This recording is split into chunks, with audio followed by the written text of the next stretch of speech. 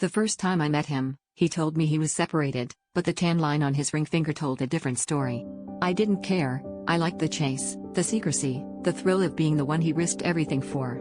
It's funny how fast you go from feeling like the main character to feeling like a prop in someone else's disaster. Last night, I found myself crammed between his winter coats in his bedroom closet, knees pressed to my chest, listening to him and his wife scream at each other over the phone. My heart was pounding so loud I thought it would give me away. It started as a quick visit. He said she was out of town, but she FaceTimed him out of the blue, and I barely had time to grab my shoes before he shoved me into the closet. I heard every word of their fight, her accusing him of cheating, him denying, her crying, his voice getting sharp. Then, out of nowhere, he said it. "You want to know why I'm distant?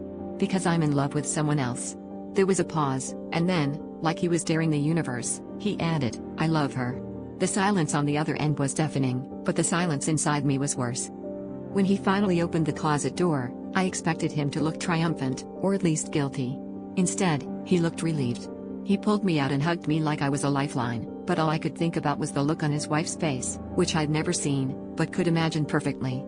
I asked him if he meant what he said or if it was just a way to end the argument.